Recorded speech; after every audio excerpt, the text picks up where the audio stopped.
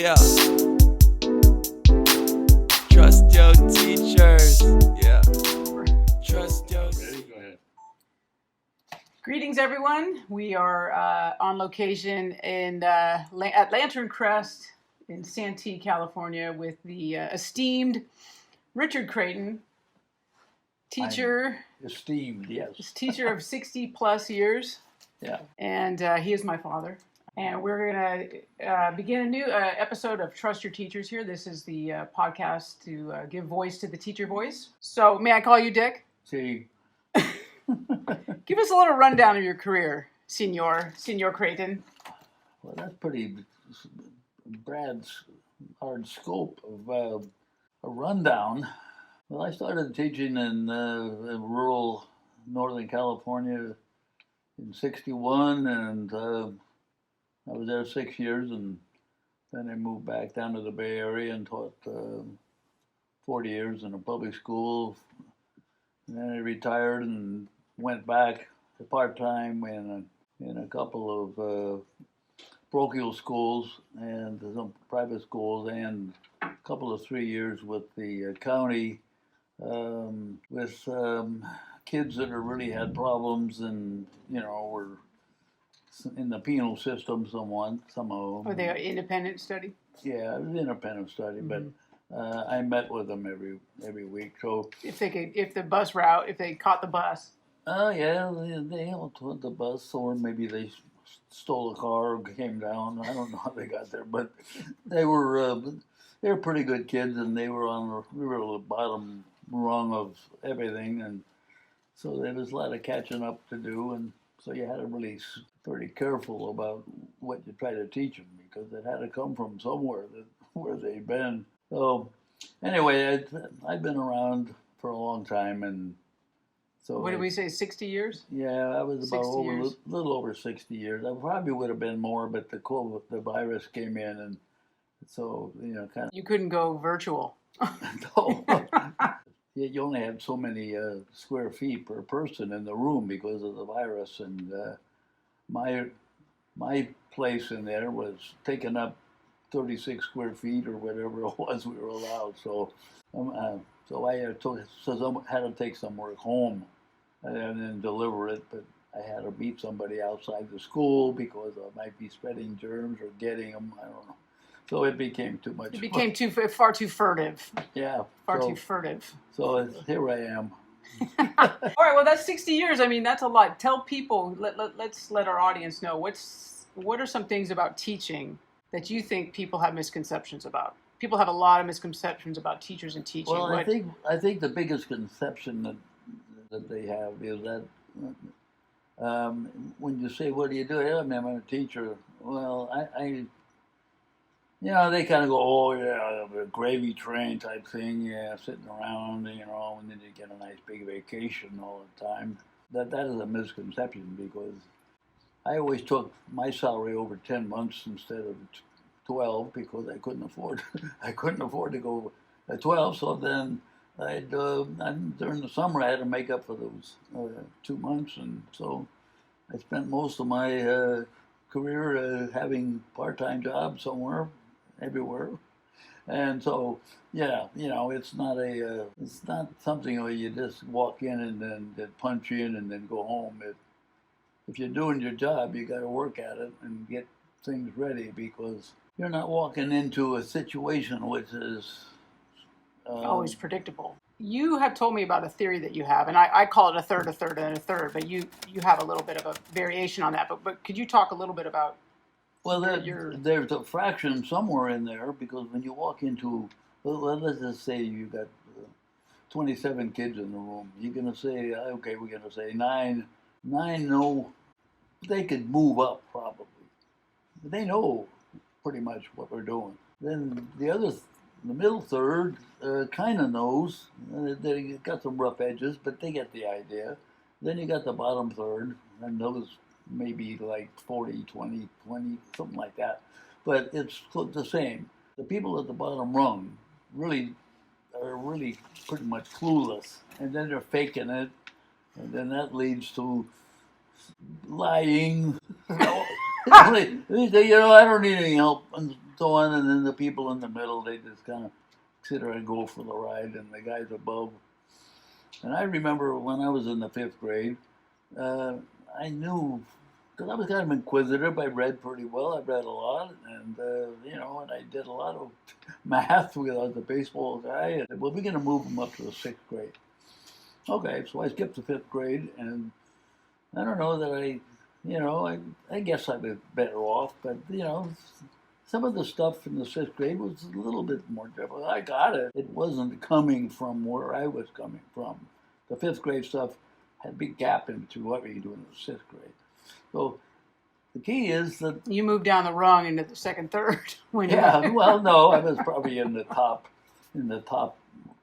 rung, the top third of the middle rung. But there was some, there was some beginnings of algebra and things like that coming in. So you can't teach somebody something well if it's not coming from somewhere that they understand and are ready for the next step. There's a lot of steps. And so a kid that's, if he doesn't know his timetables, he'll never get, well, he might, but it's going to be a crapshoot. He won't understand long division, short division. He won't understand fractions. And it's just the way that you handle what he's going to go into next. Well, a lot of these kids can do it, but a lot, even in the middle section, have a real tough time making that jump. How as a teacher do you manage, like, you're just one person? Like, how do you work with 3 different groups of kids at different levels? Like, what's the strategies? That's the problem. I can't do it because I can't be with 3 kids. Well, 24 kids are burning down the room. I can't. I mean, it's impossible. The doctor says, "What's wrong? What brings you here today, George?" "Oh, my knee, kid." "Oh, good. Okay, let me see." Again, then you give a look at it, take it into the knee. He doesn't have a guy next door that's got an ulcer, and then somebody else. Oh, in the same examining room. Yeah. Unless you're in a MASH unit, which kind of is what teaching is like. It's like a mobile hospital warfare. Yeah. Well, so you can. I mean, so a professional. I mean, I've been to most dentists that have 2 or 3 guys in the chair somewhere else, because they got enough ways. They got the hygienist comes in and going to do this, and you're going to go in there, and then you got to pull out some kind of a tube or something else. So you got to be busy, but you're not dealing with all 3 at the same time.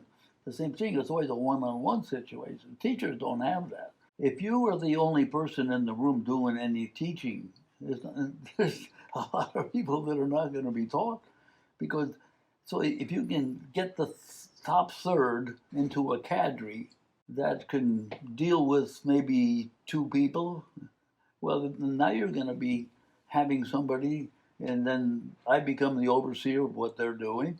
Then it becomes a teaching situation. The kids that are in the top third are learning a lot about themselves and a lot about the kids that they're dealing with, and they understand that, hey, what's 1 times 9? Oh, that's easy, a 9. Okay, well, what's 3 times 9? What the people who know the time, they just go out, 27, I got my thing. Okay, well, what's 30 into 90?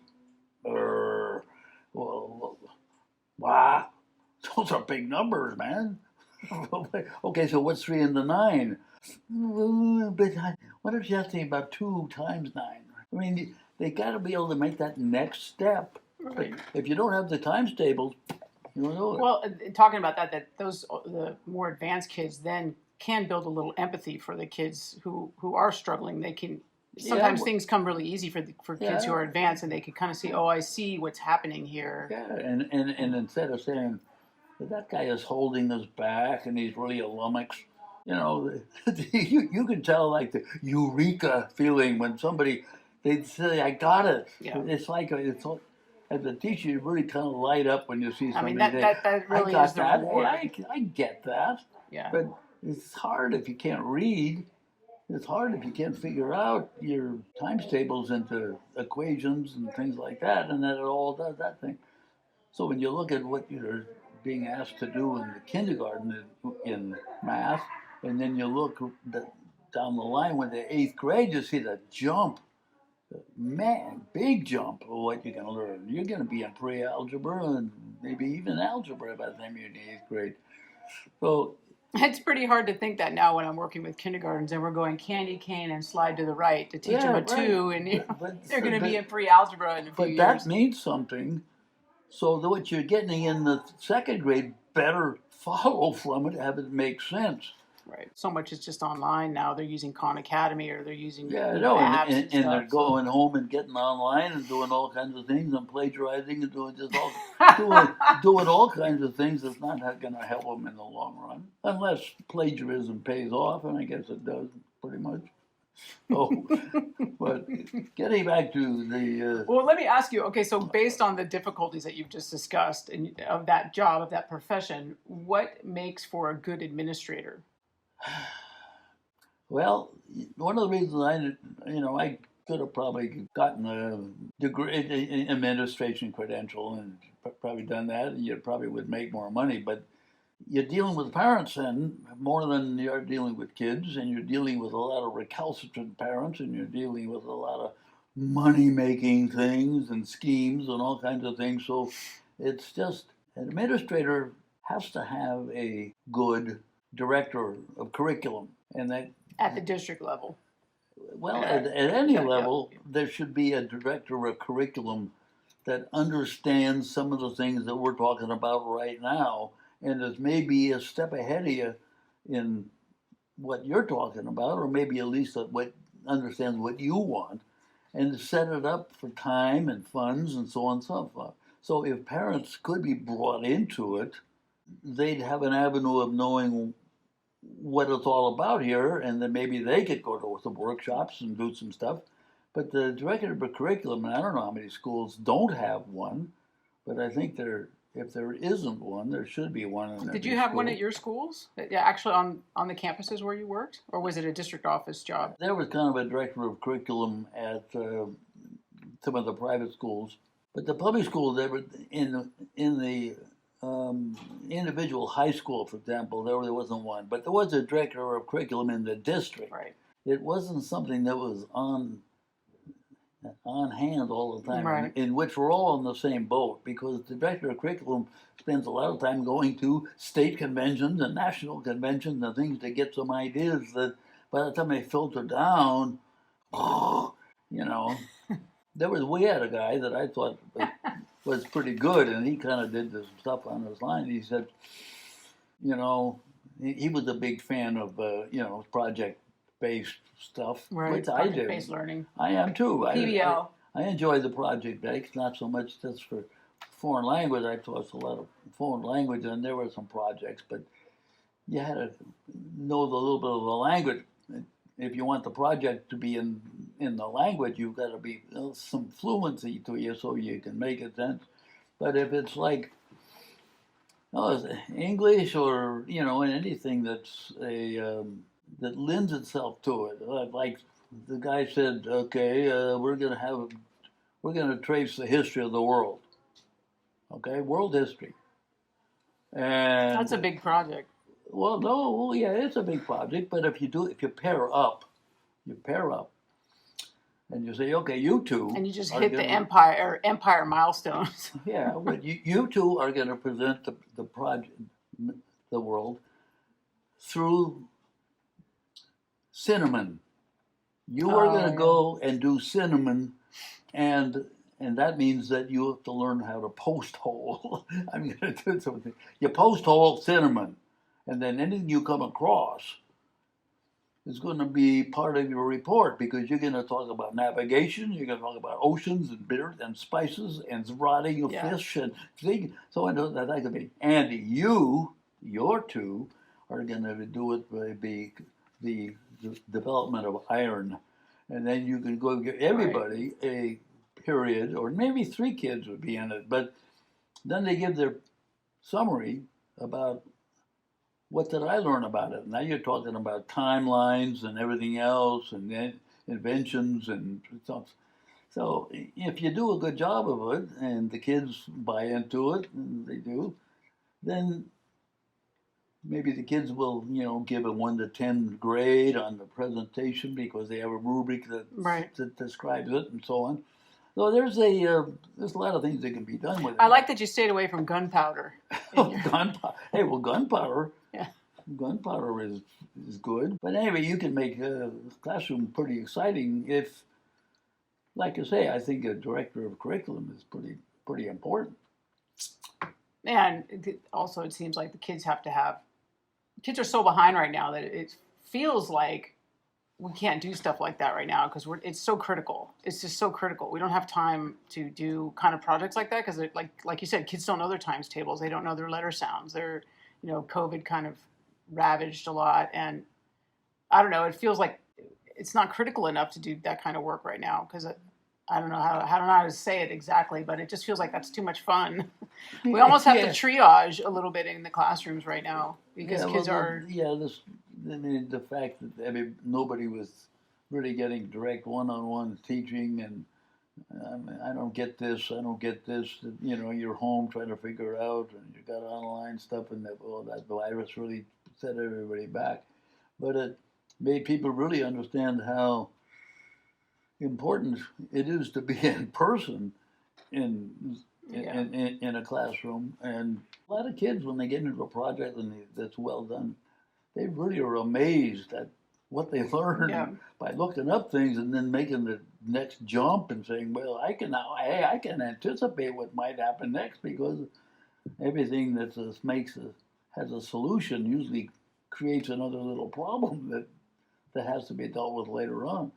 So let me jump in because I know you're you're a good you're like a master at hacking things. Your tricks of life was something you always taught us about coming up. So I know that you have some teacher hacks. What's one that you want to talk about or that you say was your favorite or about hacking?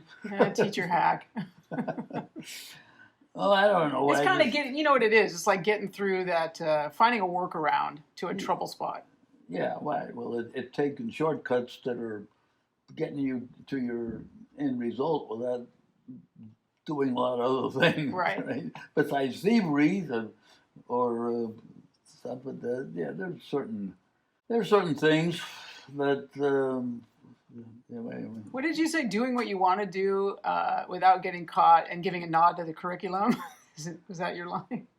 You mean plagiarism? No. I think you said to me one time that a good teacher hack is basically doing what you want to do.